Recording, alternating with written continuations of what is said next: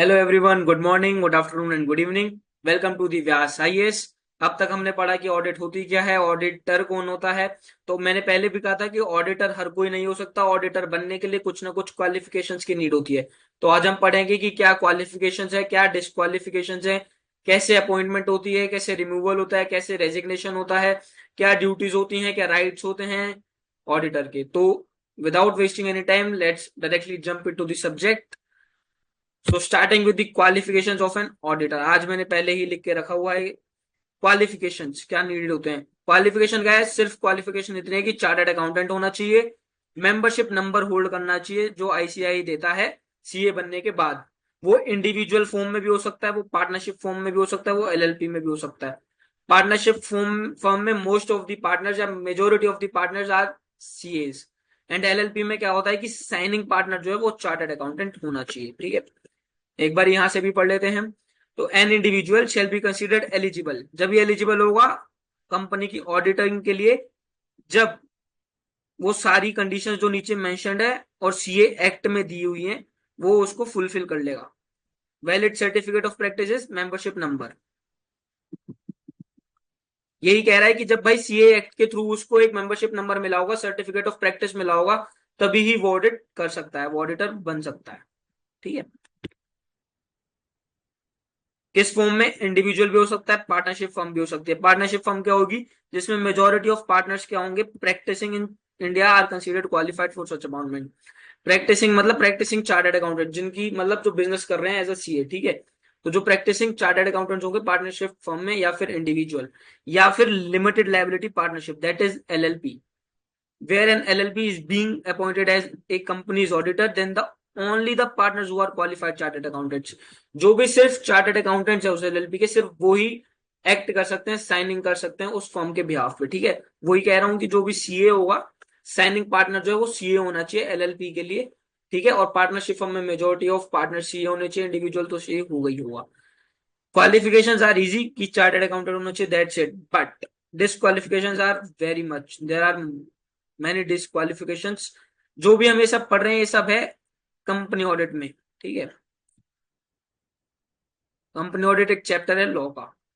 तो लॉ में ही लिखा है section 141(3), that is the companies act 2013 में लिखा हुआ है, सेक्शन 141 सब सेक्शन 3 के अंदर, the following individual shall not be considered qualified for appointment as a company. जो ये नीचे दिए हुए हैं जितनी भी लिस्ट है, आई थिंक ये 13 होंगे। ठीक है, ये जितने भी हैं ये सीए, हमारे सीए तो हो सकते हैं बट ऑडिटर नहीं बन सकते। ठीक है, स्टार्ट करते हैं। पहले तो बॉडी कॉर्पोरेट। अब body corporate except LLP registered under LLP act shall not be considered eligible for appoint. क्या कह रहा है, बॉडी कॉर्पोरेट कंपनीज। अरे कंपनीज एक अलग होती हैं और पर्सनल अलग हो सकते हैं, तो लाइबिलिटी किस पे डालेंगे, कंपनी पे थोड़ी डालेंगे। तो body corporate can not be, can never be the auditor of any other organisation. ठीक है, body corporate is corporates, that is company. देखो ये तो वही लिखा है एक्सेप्ट एलएलपी। एलएलपी को छोड़ के जितने भी बॉडी कॉर्पोरेट्स हैं वो सारी ऑडिट नहीं कर सकती। ठीक है, ये एक ही पॉइंट है यार। एन ऑफिसर और एम्प्लॉय ऑफ द कंपनी, एक कंपनी का ऑफिसर या एम्प्लॉय, मतलब पहले जो पढ़ा था ना हमने कि एम्प्लॉय ऑडिट कर सकता है, वो इंटरनल ऑडिट है, वो मैंडेटरी ऑडिट है। मैंडेटरी ऑडिट कोई बाहर का ही बंदा कर सकता है, इंडिपेंडेंट बंदा ही कर सकता है, ऑफिसर या एम्प्लॉय नहीं कर सकता, क्योंकि उनका डिसीजन इन्फ्लुएंस हो सकता है।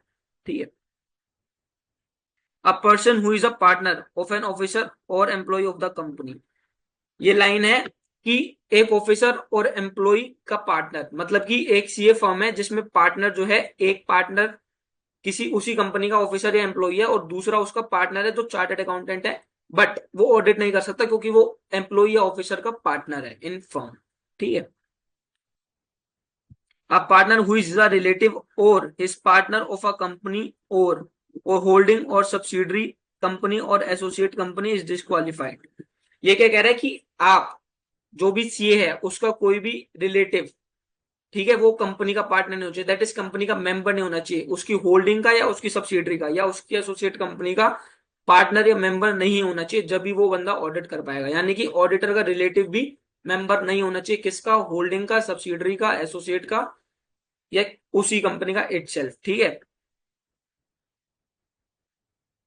या फिर ऑडिटर जो चार्टर्ड अकाउंटेंट है उसने कोई सिक्योरिटी होल्ड कर रखी है, दैट इज शेयर्स ले रखे हैं कंपनी के या डिबेंचर्स ले रखे हैं या कुछ भी ले रखा है, या फिर he is indebted in excess of ₹5 lakh, indebted of company है, ठीक है, उसने उसी कंपनी से 5 लाख रुपए उधार ले रखे हैं, ठीक है, तो वो ऑडिटर नहीं बन सकता, ठीक है, क्योंकि उसका डिसीजन इन्फ्लुएंस हो जाएगा, हो सकता है कंपनी वाले कहते हैं 5 लाख रुपए माफ कर देंगे आप मत देना, तो वो हो सकता है उसका डिसीजन जो है इन्फ्लुएंस हो जाए, इसलिए when he is given a guarantee or provided any security in connection with indebtedness in excess of 1 lakh, that is वो ये कह रहा है कि कोई भी ऑडिटर वो बंदा नहीं बन सकता जिसने सिक्योरिटी दे रखी हो या गारंटी दे रखा हो किसी थर्ड पर्सन के लिए कि 1 लाख से ज्यादा के अमाउंट के लिए, जैसे फॉर एग्जांपल आपके रिलेटिव ने 1,10,000 रुपए ले रखे हैं कंपनी से और आपने गारंटी दे रखी है कि ये बंदा 1,10,000 रुपए वापस दे देगा, तो आपने गारंटी होल्ड कर रखी है, तो आप उस कंपनी के ऑडिटर नहीं बन सकते। A partnership, a person or a firm has business relationship of such nature with a company or holding or subsidiary or associate, कोई भी फर्म या पर्सन जिसका पहले से ही बिजनेस रिलेशनशिप है उस कंपनी के साथ या उसकी होल्डिंग के साथ या उसकी सब्सिडरी के साथ या उसके एसोसिएट के साथ, तो वो भी बंदा ऑडिटर नहीं बन सकता है, वो फर्म भी ऑडिटर नहीं बन सकती। A person whose relative is a director or is an employment of the company as a director or key manager, मतलब आपका रिलेटिव यानी कि ऑडिटर का रिलेटिव जो है वो या तो डायरेक्टर है या कोई एम्प्लॉई है या फिर की मैनेजर पर्सन या फिर बोर्ड ऑफ डायरेक्टर्स में काउंट होता है, तो वो भी बंदा ऑडिट नहीं कर सकता, ठीक है। तो ये सारी डिस्क्वालिफिकेशन है, इसे आप पढ़ लेना और ये इंपॉर्टेंट भी है पेपर्स के परस्पेक्टिव से। अब अपॉइंटमेंट ऑफ फर्स्ट ऑडिटर, ये हमारा लिखा है सेक्शन 139 और 6 में, हम पढ़ेंगे other than a government company, sorry, ठीक है। तो ये क्या कह रहा है जी, appointment of first auditor other than government company में कैसे जी, बोर्ड करेगा 30 दिन के अंदर अंदर with in the 30 days of registration और इनकम, जिस दिन आपकी कंपनी इनकॉर्पोरेट हो गई आपके पास रजिस्ट्रेशन नंबर आ गया तो बोर्ड को 30 दिन के अंदर अंदर ऑडिटर अपॉइंट कर लेना है। अगर वो नहीं कर पाता, इफ फेल्स, अगर बोर्ड फेल हो जाता है 30 दिन के अंदर अंदर अपॉइंट करने में, तो share holder that is members करते हैं कंपनी के 90 दिन के अंदर अंदर एक्स्ट्रा ऑर्डिनरी जनरल मीटिंग में। इसमें कुछ डिफरेंट होते हैं, एक्स्ट्रा ऑर्डिनरी मतलब स्पेशल भी होती है, उसमें कुछ रेजोल्यूशन के अलग मेथड्स होते हैं, ईजीएम होती है, कंपनी होल्ड कराएगी और 90 दिन के अंदर अंदर ऑडिटर अपॉइंट होगा, ठीक है। और वो ऑडिटर कब तक ऑडिटर रहेगा, till the conclusion of first AGM, जब तक पहली एजीएम का एनुअल जनरल मीटिंग का रिजल्ट नहीं आ जाता, दैट इज नेक्स्ट ईयर की, जब तक फाइनेंशियल रिजल्ट प्रेजेंट नहीं हो जाते एजीएम में, कंक्लूड नहीं हो जाती एजीएम, तब तक वो ऑडिटर रहेगा, ठीक है। एक बार यहां से पढ़ लेते हैं, the first auditor of a company that is other than a government company shall be appointed by board of directors within 30 days, ठीक है, from the date of registration incorporation, ठीक है। ये in case of failure board of directors to appoint such auditor it shall inform the members को पता चलेगा और member appoint करेंगे 90 दिन के अंदर अंदर at an EGM extraordinary general meeting, ठीक है। The first auditor shall hold office from the date of appointment to the conclusion of first AGM, ये याद रखना, पहला ऑडिटर हमेशा कंक्लूजन ऑफ फर्स्ट एजीएम तक रहता है, ठीक है, ये पढ़ लेना, ये भी इंपॉर्टेंट है कि कब तक रहेगा और कौन करेगा। नेक्स्ट इज रिमूवल, अब ऑडिटर हटाना है, ठीक है, ये कौन सा सेक्शन बताता है हमें, 140 सब सेक्शन 1, ठीक है, कहता है जी 140 सब सेक्शन 1 कंपनीज एक्ट का बताता है कि कैसे रिमूवल होगा एक ऑडिटर का before the expiry of their term. अब ये था ना कि फर्स्ट एजीएम तक रहेगा, तो अगर इससे पहले हमें उस ऑडिटर को हटाना है तो क्या मेथड रहेगा, ठीक है। The exact wording and requirements of section can vary depending on the jurisdiction, but in general it outlines the following। कहता है कि हम मतलब प्रॉपर लैंग्वेज नहीं पढ़ रहे, बट वो कहता क्या है वो पढ़ लेते हैं। A company may remove its auditor before the expiry of their term by passing a resolution at general meeting। हर 6 महीने में एक जनरल मीटिंग करानी होती है कंपनी को, वो उस जनरल मीटिंग में रेजोल्यूशन पास करके ऑडिटर को हटा सकते हैं, ऑर्डिनरी रेजोल्यूशन पास होता है, ठीक है। मेजोरिटी ऑफ पर्सन जब हाँ कह देंगे तो ऑडिटर हट सकता है।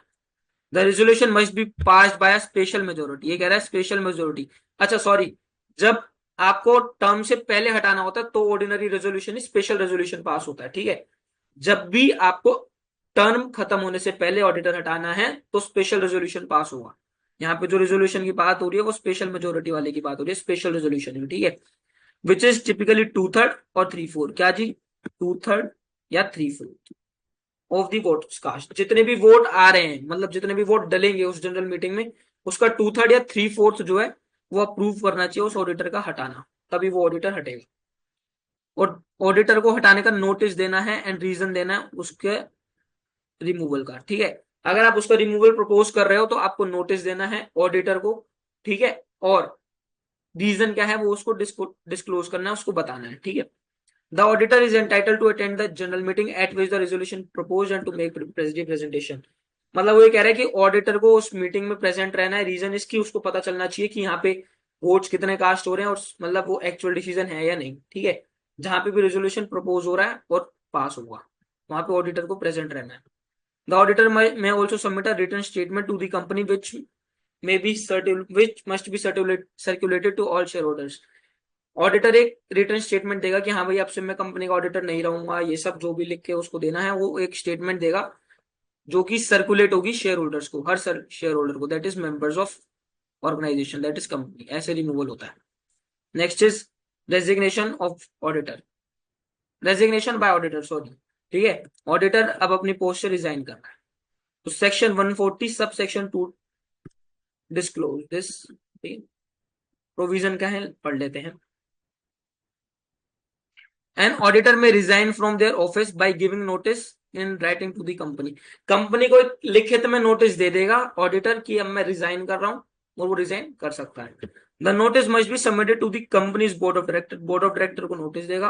और if there is no board to the company's officers, मतलब जो भी कंपनी के ऑफिसर्स हैं, मेंबर्स हैं, उनको भी दे सकता है या फिर बोर्ड को देगा। पहली प्रायोरिटी है कि बोर्ड को देगा, अगर बोर्ड नहीं होता तो कंपनी के ऑफिसर मतलब एम्प्लॉयर्स को, एम्प्लॉइज को, मेंबर्स को देगा, ठीक है, KMPs को।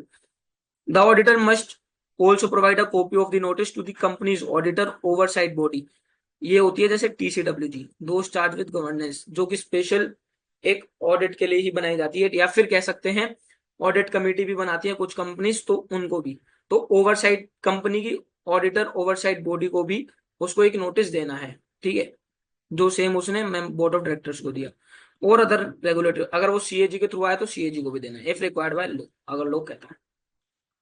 The auditor's resignation takes effect on the date specified, या तो नोटिस में तो डेट होगी वो, which not be less than 14 days from the date of notice is received by the company.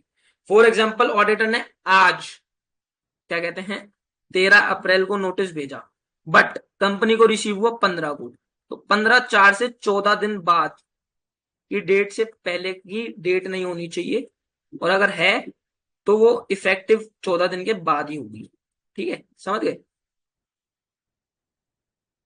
the auditor's recognition takes effects on the date specified in the notice, या तो जो notice में date है वो which should not be less than the 14 days from the date of notice received by the company। मतलब board of directors को जब notice मिल गया उस डेट से 14 दिन बाद से पहले की डेट वो नहीं होनी चाहिए।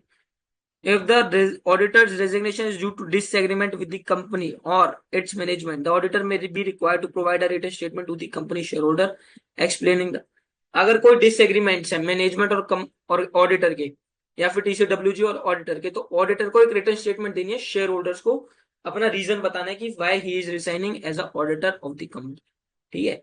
ये हमारे रिजिग्नेशन बाय ऑडिटर के रूल है। अब खुद रेजिग्नेशन हो गया, अब रिमूवल बाय कंपनी हो गया, अब रिमूवल बाय ट्रिब्यूनल। ट्रिब्यूनल होता है कंपनीज का लॉ, मतलब कंपनीज का कोर्ट, उसको हम ट्रिब्यूनल कहते हैं। Section 140 sub section 5 allows for the removal of an auditor by the tribunal also known as court, ठीक है, कंपनी के कोर्ट को ही ट्रिब्यूनल कहते हैं। द एग्जैक्ट वर्डिंग एंड वही बात कह रहा है कि सेम वर्ड्स नहीं है, बट क्या कहता है वो पढ़ लेते हैं इन जनरल।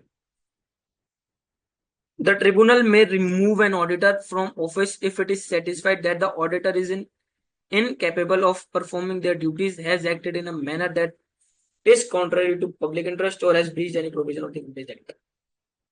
वो क्या कह रहा है कि ट्रिब्यूनल रिमूव कर सकता है ऑडिटर को इन केसेस जिसमें या तो ऑडिटर इनकेपेबल हो चुका है ऑडिट करने के, मतलब अब वो ऑडिट की क्षमता नहीं रखता, ऑडिट नहीं कर सकता, ठीक है, या फिर वो अपने ड्यूटीज नहीं परफॉर्म कर पा रहा ऑडिट करते हुए, ठीक है, या फिर उसने कुछ ऐसा कर दिया जो पब्लिक के इंटरेस्ट में, शेयर होल्डर्स के इंटरेस्ट में या यूजर्स के इंटरेस्ट में गलत है, मतलब उसको कॉन्ट्राडिक्ट करता है, ठीक है, और या फिर कोई भी उसने कंपनीज एक्ट का लॉ जो है वो ब्रेक कर दिया, ठीक है। किस केस में कर सकता है ट्रिब्यूनल? पहला, ऑडिटर इनकेपेबल हो गया है ड्यूटीज परफॉर्म करने के। सेकंड, कुछ भी उसने ऐसा कर दिया जो पब्लिक के इंटरेस्ट में नहीं है, that is contradicting to public interest, या फिर उसने कोई भी ऐसा कंपनीज एक्ट का या किसी भी अदर लॉ का प्रोविजन ब्रेक किया है, ब्रीच किया है, ठीक है। The tribunal may also remove an auditor if it is satisfied that the auditor has been involved in any fraud or misconduct in relation to the company or its affairs. कोई भी fraud या फिर misconduct में auditor पकड़ा गया है तो वो ट्रिब्यूनल ऑर्डर दे सकता है कि उस ऑडिटर को हटा दिया जाए, ठीक है। The tribunal may initiate proceedings to remove an auditor on its own motion or the application of the company or a shareholder or any other person with the sufficient interest in the matter. क्या कह रहा है जी? Tribunal ये अपनी मर्जी से भी कर सकता है कि उसको कहीं से कुछ मतलब आगाज हुआ कि कंपनी में कुछ फ्रॉड और मिसकंडक्ट हुआ है जो ऑडिटर ने किया है, तो वो अपनी मर्जी से भी कर सकता है, या उसको कंपनी ने एप्लीकेशन दिया कि आप ऑर्डर दो कि ऑडिटर को हटाना है, ठीक है, विद सम रीजंस, या फिर शेयर होल्डर्स ने कहा कि हमें हटाना है तो आप ट्रिब्यूनल आप ऑर्डर दो, ठीक है, हम डायरेक्टली नहीं कह सकते, या फिर कोई भी अदर पर्सन जिसका सफिशिएंट इंटरेस्ट है, दैट इज कुछ भी हो सकता है, वो कोई क्रेडिटर भी हो सकता है, मेजोरिटी अमाउंट का डेटर भी हो सकता है, वो कोई भी हो सकता है जिसने कहा हो कि ट्रिब्यूनल को कि हमें डाउट है इस ऑडिटर पे, आप ऑडिटर चेंज करवा दीजिए, तो वो ट्रिब्यूनल इन सब बंदों के कहने पे ये ऑर्डर दे सकता है रिमूवल ऑफ ऑडिटर का। The auditor must be given notice of proceedings and opportunity to be heard. क्या कह रहा है जी? उसकी भी सुन लेना कि वो क्या कह रहा है, मतलब कि ऑडिटर को एक तो पहले प्रोसीडिंग्स का नोटिस दिया जाएगा कि आपके खिलाफ ये हमारे पास कंप्लेंट्स आई हैं तो इसके खिलाफ पेशी है, पहली चीज। दूसरी चीज, अपॉर्चुनिटी टू बी हियर्ड, उससे भी सुन लिया जाएगा अगर उसके पास कोई भी एक प्रूफ है कि हाँ भाई मैं इसमें इन्वॉल्व नहीं था, या जो भी उसके खिलाफ वो रीजंस हुए, प्रोसीडिंग्स हुई, उसके पास उसके लिए कुछ एविडेंस है अपने आप को डिफेंड करने के लिए, तो उसको भी अपॉर्चुनिटी दी जाएगी, उसके सुनिया जाएगा कि हाँ भाई कैसे रोका जा सकता है, ठीक है, मतलब उसको सेव कर सकते हैं, वो अपने आप के रिमूवल को रोक सकता है अगर ट्रिब्यूनल उसकी बात मान ले। The tribunal may make any order it consider appropriate including the removal of the auditor from office, disqualification of an auditor from be appointed as an auditor of any company for a specific. वो कह रहा है तो उसी सिर्फ उसी company के auditor as a auditor remove कर सकता है, या फिर डिस्क्वालीफाई कर सकता है, जो ऊपर डिस्क्वालिफिकेशन पड़ी उसमें आ सकता है, डिस्क्वालीफाई किया जा सकता है किसी भी कितने भी टाइम के लिए किसी भी कंपनी का ऑडिटर बनने से, ठीक है, या तो सिर्फ उसी कंपनी के ऑडिटर बनने से उस मतलब रिमूवल का ऑर्डर आ सकता है कि आप उसकी ऑडिट छोड़ दो सिर्फ, या फिर डिस्क्वालीफाई हो जाएगा कि आप किसी भी कंपनी का ऑडिट नहीं कर सकते।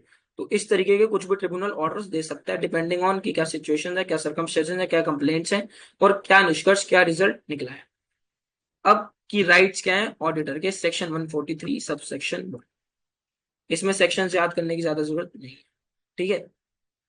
Grants the right of access to the books of accounts and vouchers. पहले कह रहा है जी राइट तो उसके पास एक तो है ही है कि to access the books of accounts and vouchers. Vouchers होते हैं बिल्स, या फिर जो भी वो एक होता है ना कि पेमेंट अगर लेनी है तो उसके लिए वाउचर क्रिएट होता है, तो वो सब उसको एक्सेस करने का तो एक जन्म सिद्ध अधिकार होता है ऑडिटर के पास, ठीक है। Every auditor of a company shall have the right of access all times to books of accounts and vouchers of the company, whether kept at the registered office of the company or at any।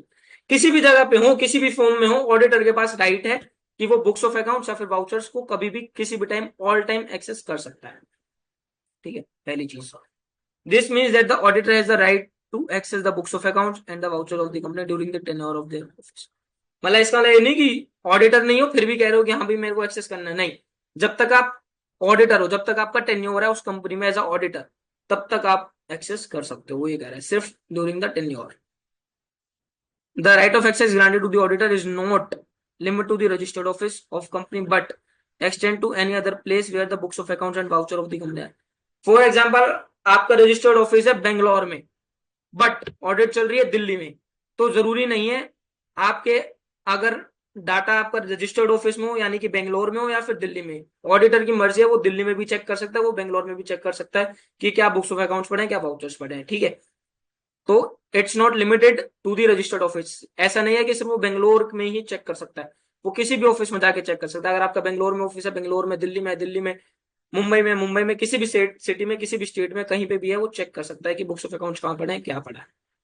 The purpose of granting this right to auditor is enable them to examine the book of account and voucher to ensure that they are accurate and complete। Accuracy and completeness check करने के लिए financial statements की उसलिए ही उसको right दिया जाता है books of accounts और voucher को मतलब एक्सेस करने का, ठीक है, टू एग्जामिन देम, और उसके ऊपर ओपिनियन देने के लिए, ठीक है। This helps the auditor in forming an opinion on the financial statement of the company and providing an independent objective report, ठीक है। यही मैंने बोला कि ओपिनियन देने के लिए उसको चेक करने पड़ते हैं vouchers and books of accounts, उसके लिए उसको राइट मिला हुआ है एक्सेस करने का, ठीक है। तो एट द एंड उसको ओपिनियन बनाना है, इसलिए ही वो एक्सेस कर रहा है, ठीक है। ओपिनियन किस पे बनाना है? फाइनेंशियल स्टेटमेंट पे as a independent and objective report के अंदर डालने के लिए, जो कि प्रेजेंट होती है शेयर होल्डर्स को, that's it.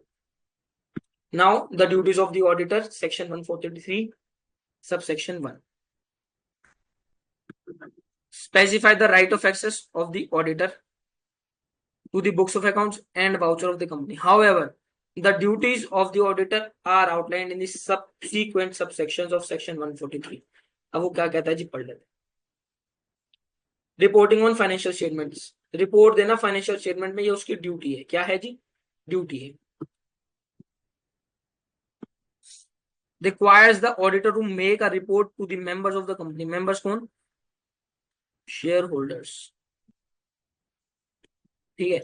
On the accounts examined by him and on every financial statement which is required by or under this act to be laid before the company in general meeting during his tenure. कोई भी financial statement जो कि lead मतलब जो भी दिखाने हैं share holders की मीटिंग में, दैट इज जनरल मीटिंग में, उस सब पे रिपोर्ट देना ऑडिटर का काम है, ठीक है।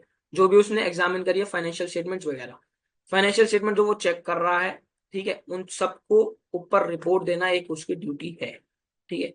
ये फाइनेंशियल स्टेटमेंट प्रेजेंट होते हैं जनरल मीटिंग में ड्यूरिंग हिज टेन्योर, मतलब वो तो टेन्योर के अंदर का ही काम है और उसके अलावा तो वो क्यों ही करेगा, ठीक है। रिपोर्टिंग ऑन अदर मैटर्स, ये अभी लास्ट में पढ़ेंगे, ठीक है। Reporting on compliance with the accounting standard, उसको रिपोर्ट करना है कि कंपनी जो है कंप्लाई कर रही है या नहीं कर रही।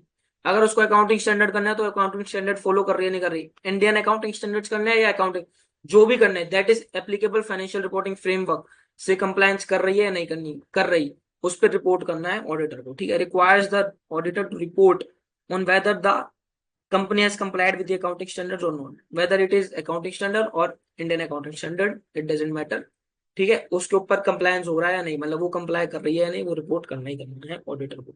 Reporting on internal financial control, financial control कैसे है ये उसको जरूर बताना है, ठीक है।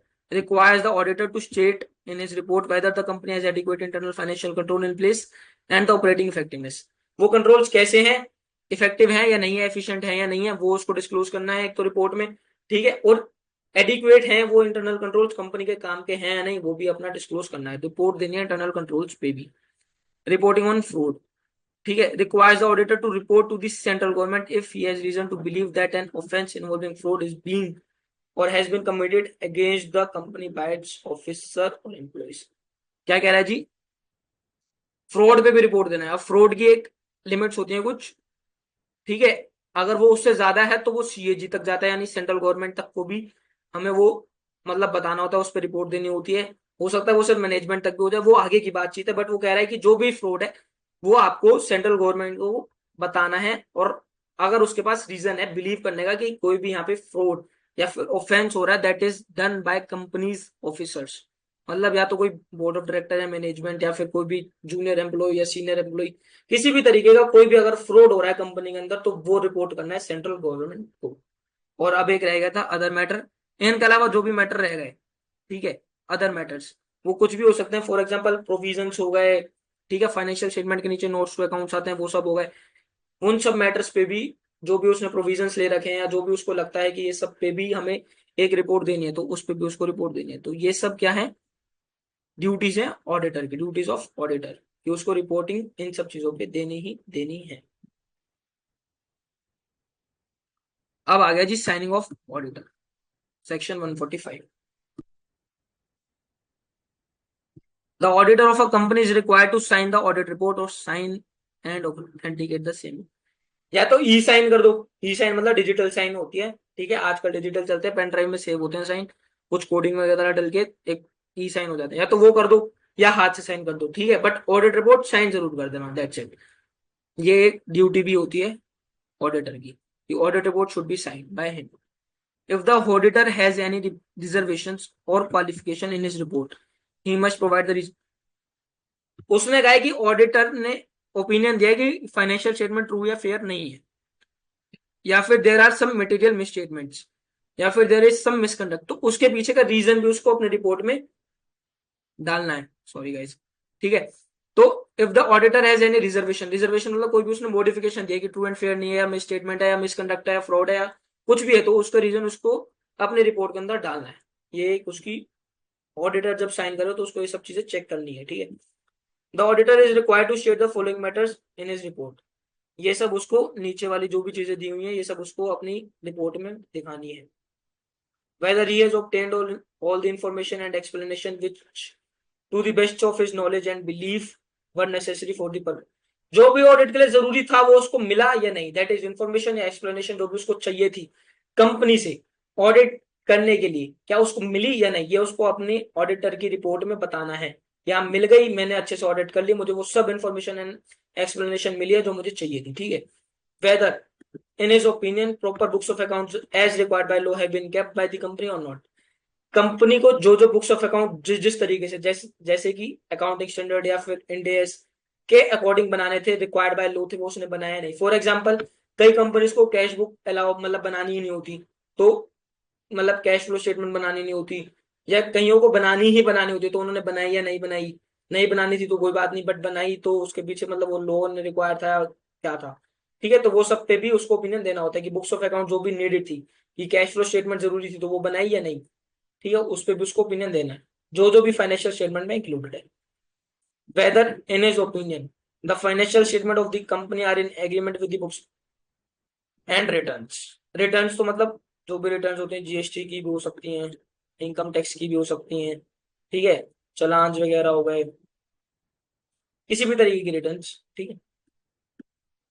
मतलब विस्की का बिजनेस है तो उसकी एक अलग रिटर्न जाती है, ठीक है, कस्टम ड्यूटीज की कुछ रिटर्न्स जाती हैं, वो सब अलग अलग बात है, ठीक है। तो वो कह रहा है कि फाइनेंशियल स्टेटमेंट जो है वो एग्रीमेंट है, मतलब बुक्स ऑफ अकाउंट से जो फाइनेंस मतलब फाइनल फिगर आ रही है, फॉर एग्जाम्पल स्टॉक की 10,000 आ रही है, इन्वेंट और डेटर्स की 1 लाख आ रही है, क्रेडिटर की 2 मतलब 25,000 आ रही है, जो भी फिगर्स बुक्स ऑफ अकाउंट्स की फाइनल फिगर है वही सब उठ के फाइनेंशियल स्टेटमेंट में आ रही है, मतलब कि सही फिगर आ रही है बुक्स ऑफ अकाउंट से, बैलेंस मैच हो रहा है, ठीक है, एग्रीमेंट है मतलब एग्रीड है, ठीक है।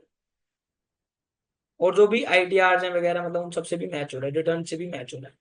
Whether in his opinion the financial statement comply with the accounting standards, accounting standard से कंप्लाइड है या नहीं फाइनेंशियल स्टेटमेंट, इस पे भी रिपोर्ट देनी है।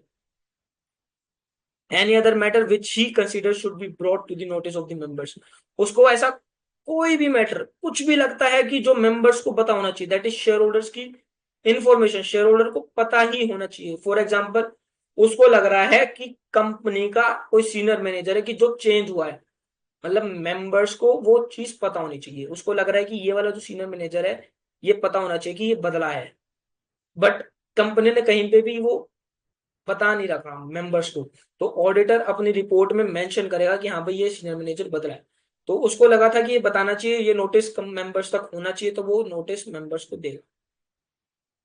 The auditor is required to report on all transaction with related parties financial statements, मतलब कंपनी के जितने भी रिलेटेड पार्टीज हैं जैसे कि डायरेक्टर,